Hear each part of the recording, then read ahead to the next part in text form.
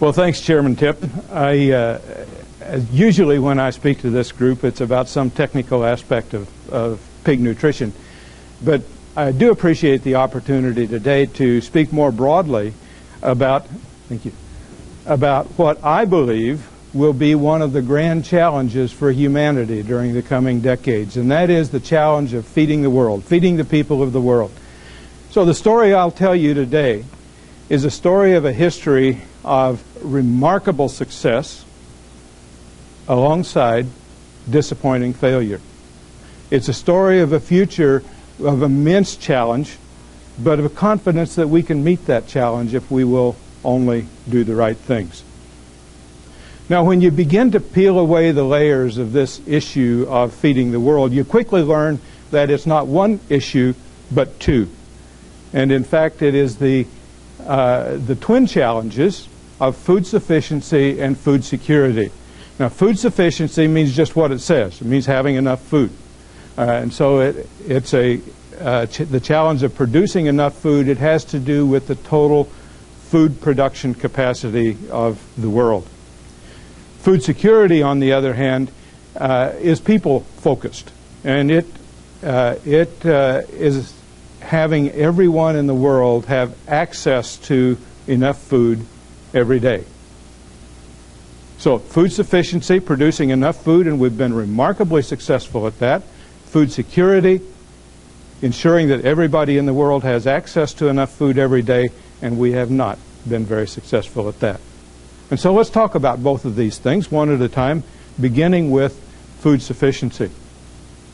Now, as you all recognize, the human population of the world has increased dramatically during the recent years, during recent decades.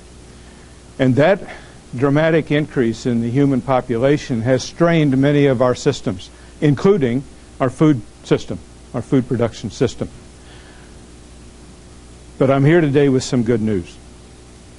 Because even as the human population has increased so dramatically, we are now producing more food per person than we did several decades ago. So food production has actually increased even more rapidly than has the population. And you can see here in the yellow is the population. Now it's not in absolute numbers, but it's relative to an arbitrarily chosen date of 1965. So we're extending in both directions from that date. The white line shows food production expressed in calories. All of these data come from the FAO website.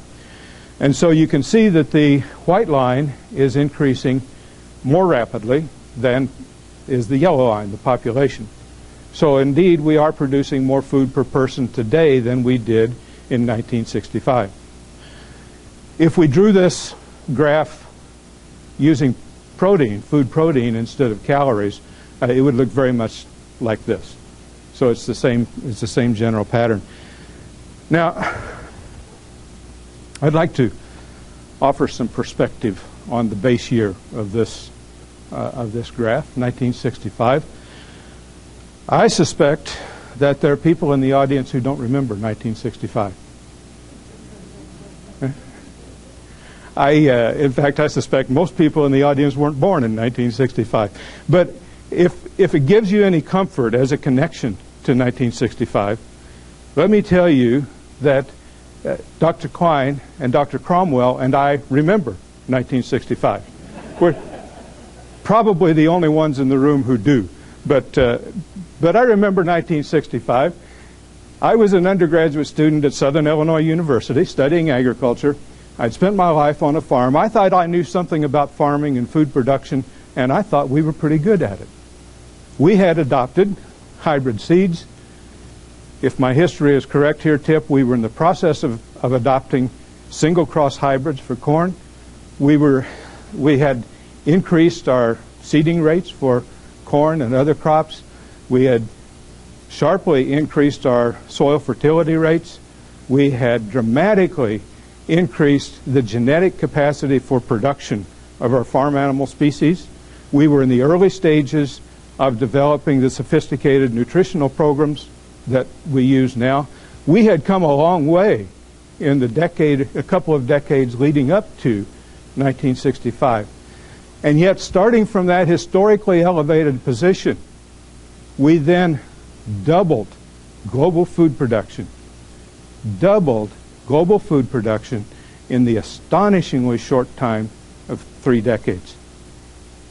Doubled it in 3 decades. Just an eye blink in the course of history. I think it's one of the most impressive accomplishments in the history of mankind.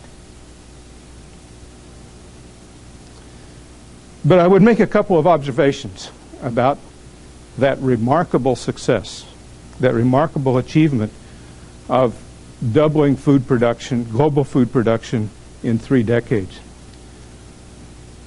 The first observation is it did not just happen.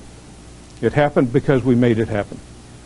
We made the investments that were necessary in research, in education, in extension. We created the systems, the market-based systems that provided encouragement and reward for innovation, for risk-taking, for hard work, and we made it happen. The second observation I would make, besides the fact that we had to make it happen, is that it's still not enough. So we've had this remarkable success in increasing food production, and I would argue, for a few reasons, that it's still not enough. Now, first, I would remind you of the graph that Pete just showed us a little while ago, showing that during many recent years, our utilization of crops has been greater than our production. That doesn't sound very sustainable to me.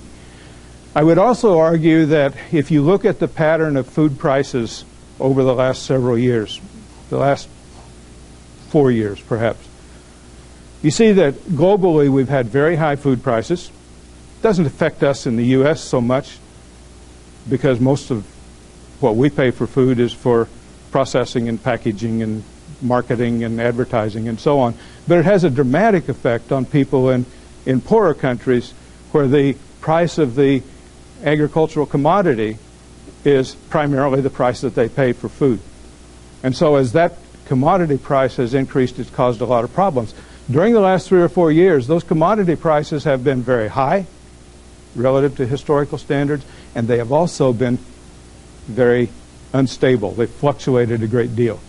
Now, I'm not an economist, but my economic analysis of that kind of a price pattern tells me that what that means is that it's likely reflects a short supply of the commodity that is then subject to small perturbations. So when you get a small perturbation, you get a small decrease in production, that results in a big spike in foods. So it seems to me that what we've seen is consistent with that notion that we don't have a safety margin in feed. Now, the other reason that I think we don't have enough is in this next slide I'm going to show you, and it relates to carry-out amounts of corn and soybeans and so on. And that's, of course, the amount of the old crop that's left in storage when we begin harvesting the new crop. So it's the amount that's in storage right now, basically. These are some data pulled together by Bob Wisner at Iowa State University, and they show the U.S. corn carry-out or carryover stocks expressed in weeks of supply. And I would call your attention over here to the right to this year and next year, projections for next year and the year after that. And the first thing you see is that these projections are pretty low relative to what we've seen over the last decades. And so that would suggest to me that we're kind of in a crunch time.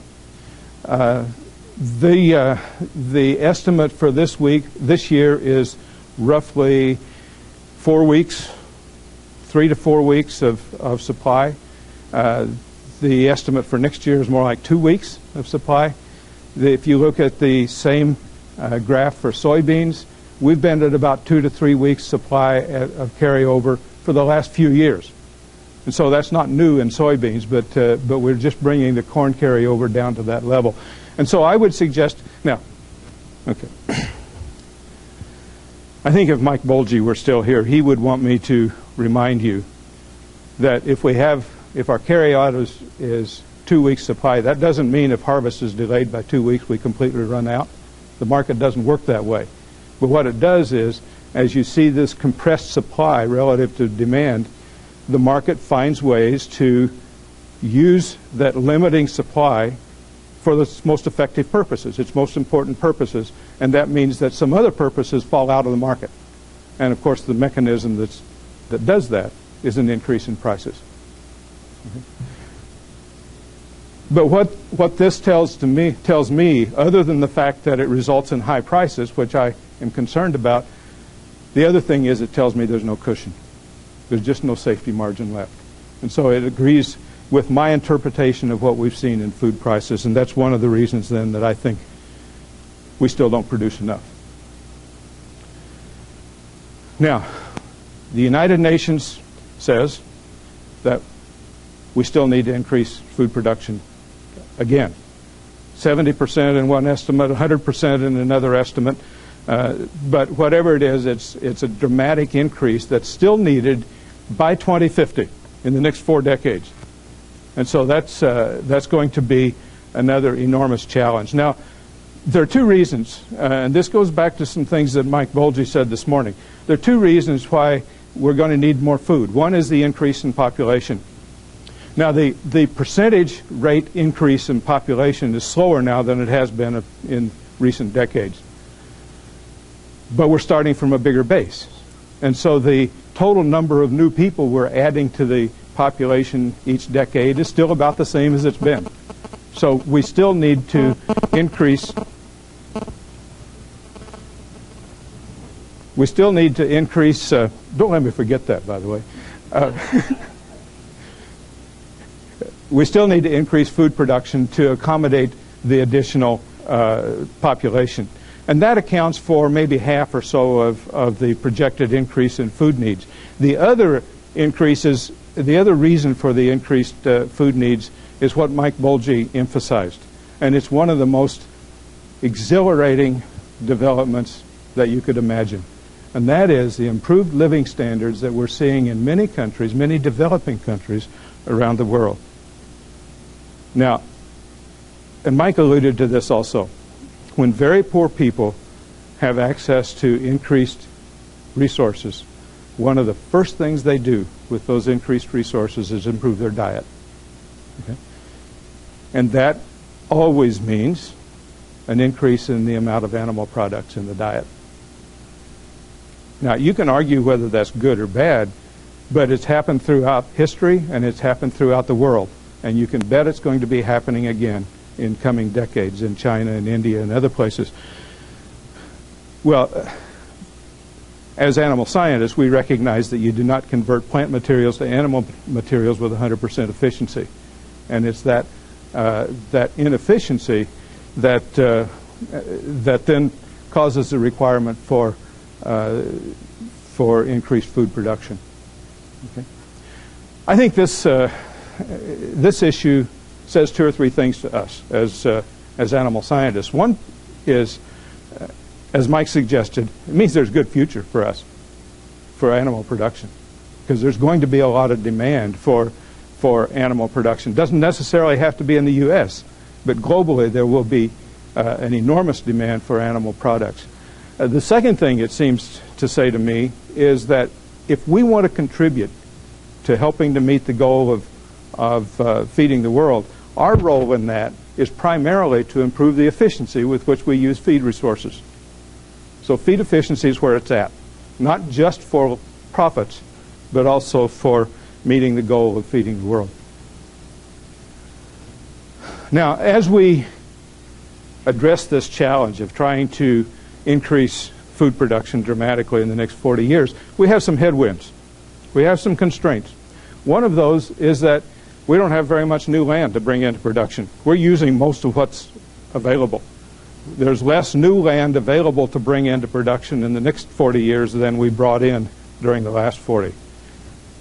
The second thing is we're seeing shortages of water. And so there are big areas where we're irrigating now where the water supplies are not going to be adequate to irrigate in a few decades. So that's going to cause us some difficulty.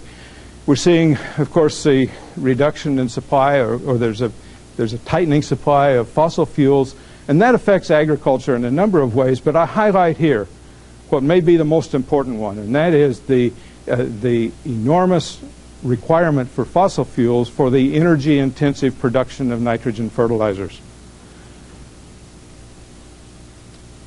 We're all aware that we're diverting an enormous amount of material from the food chain to the energy system, and that obviously dramatically increases the challenge of producing enough food for the world. And then there's the big one.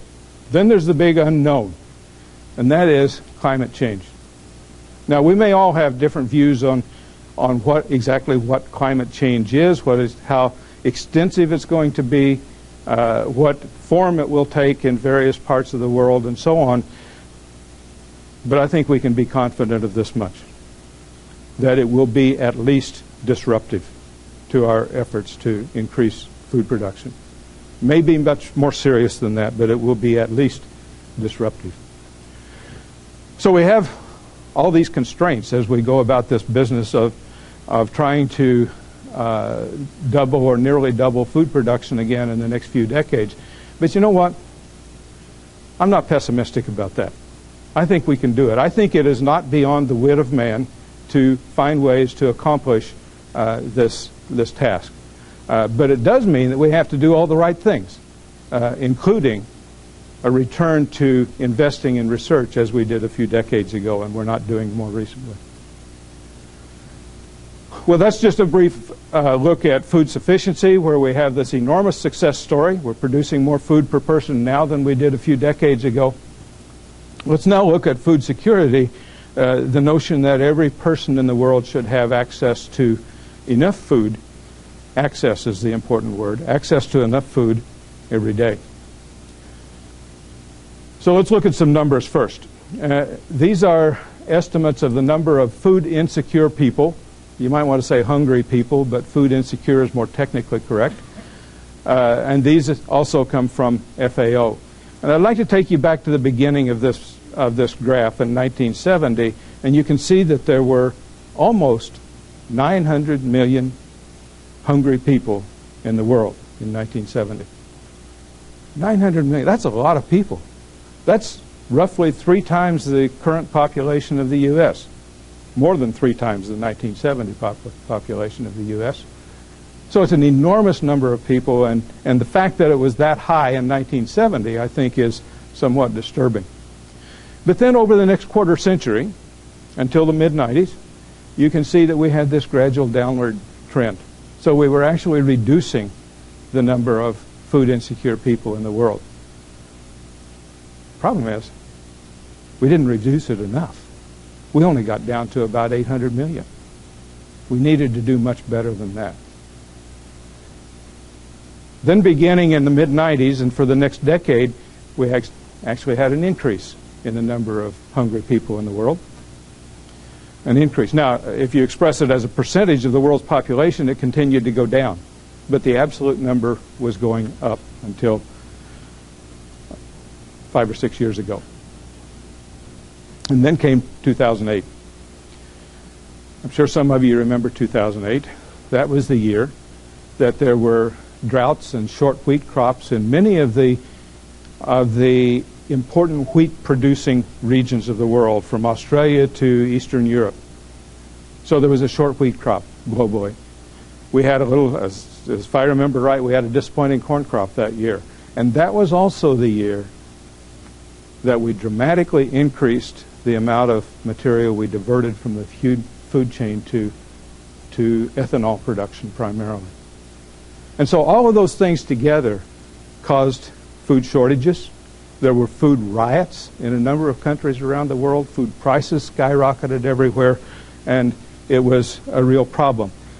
And so the number of hungry people increased. Now, actually, I'm a little surprised it didn't go up more than that. But the people who study these things remind us that a lot of poor people in poor countries have some coping mechanisms. You know, rather than be hungry, maybe they sell some assets. Maybe they take their children out of school so they don't have to pay school fees. Maybe they cope in some other ways. But the problem is, they basically exhausted, and many of them exhausted their coping mechanisms, and then when the global financial crisis hit in 2009, that number jumped way up to more than 1 billion. More than 1 billion hungry people in the U.S. Since then, it's dipped down and it's back up again. But I do consider this to be a failure on our part in terms of the food system. Now, just for clarification, what we're looking at here is the number of people who have inadequate amounts of energy and protein in their diets. There's actually a much larger number that have inadequate intakes of micronutrients, whether it be iron or zinc or iodine or folic acid or vitamin A or whatever. And so that's an important issue in its own, but it's outside the bounds of what we're talking about here today. Where are these people? Most of them in Asia. If you look at individual countries, India has the most, China is second. Well, they have the most people, so maybe it's not surprising they have the most food insecure people. Of course, your attention quickly comes to sub-Saharan Africa, and that's important because that's where the highest proportion of people are food insecure by a wide margin. And then you can also see the numbers in Latin America, in the Near East and North Africa. And this little sliver at the top, this blue sliver, is for the 15 million people in wealthy countries that are food insecure. The other thing you need to know about the geography of hunger is that it is disproportionately rural. Disproportionately rural. That's counterintuitive to a lot of people, but that's what the data say. Well, why are people hungry? A lot of reasons. Poverty, local war, local drought, inept and corrupt governments, and so on. But primarily, people are hungry because they're poor. Poverty is by far the most important driver of food insecurity. The food can be available, but if they don't have resources to purchase it, they remain hungry. And so we will solve the food insecurity problem to the extent we solve the poverty problem. We can do some other things, but that's the core of the problem. So we've talked a little bit about food sufficiency, where we've had enormous success, about food security, where we have not. And then let's go on and think about what's the answer. What do we need to do about this? Well, I want to offer not a complete package. I'm not that brave, but I want to suggest 4 things that I think need to be parts of our response to this issue. But before I introduce those 4 things, let me tell you what's not the answer. Food aid is not the answer. Now, food aid is important. Food aid is absolutely necessary in times of crisis. From a humanitarian standpoint, it's necessary. But it's not the solution to feeding the world for 2 reasons. One is that it doesn't produce anything. It only moves it around. Secondly, and maybe more importantly, prolonged food aid into a recipient country can destroy the agriculture in that country. And so if you want to increase overall global food production, food aid is not the way to do that.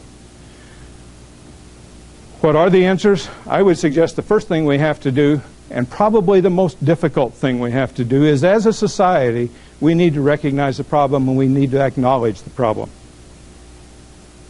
Now, those of us in this room think a lot about the food system.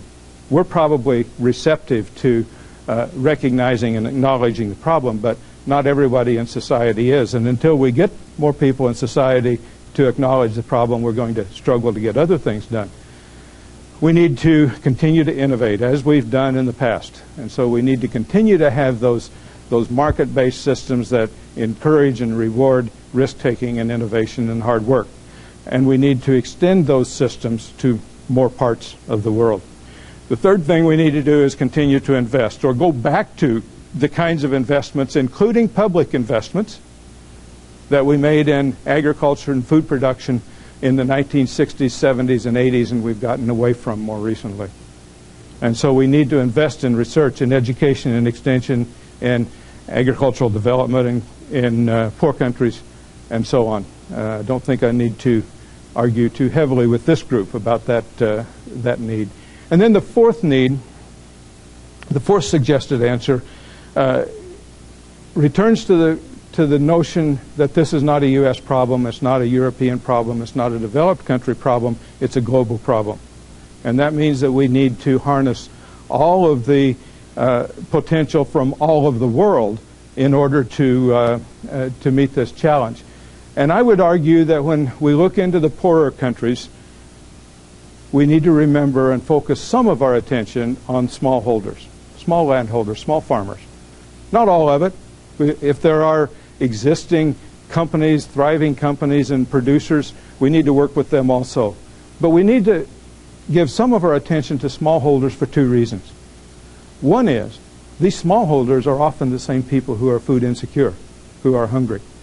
If we want to address their hunger, then we can do that most effectively by working directly with them with their production. The second reason is that in the aggregate, these smallholders control a lot of land. And that's land that we as a world need to have more productive, need to make more productive than it is now. So I think we have to give some attention to the smallholders. And just a little bit more about them, and here I'm going to be a little bit controversial. I would argue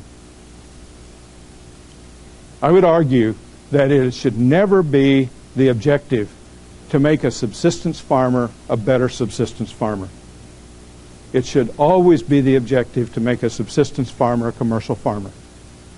And that's not only for the benefit of that person, although that's a big part of it, but it's also a benefit for the society, because it frees a lot of people who can then do other productive things in society. And so I think we have to think in terms of moving them away from a subsistence agriculture existence.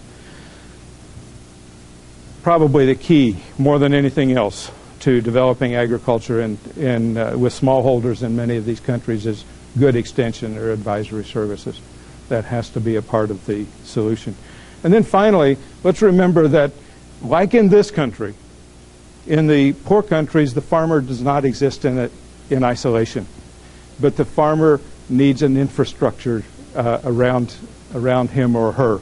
And that includes both a physical infrastructure, roads so they can get their product to market, ports for import and export, but it also includes a commercial infrastructure. If it's a pig producer you're trying to support in Africa, there needs to be a feed supplier, hopefully more than one, so there's some competition. There needs to be an equipment supplier. There needs to be a veterinarian.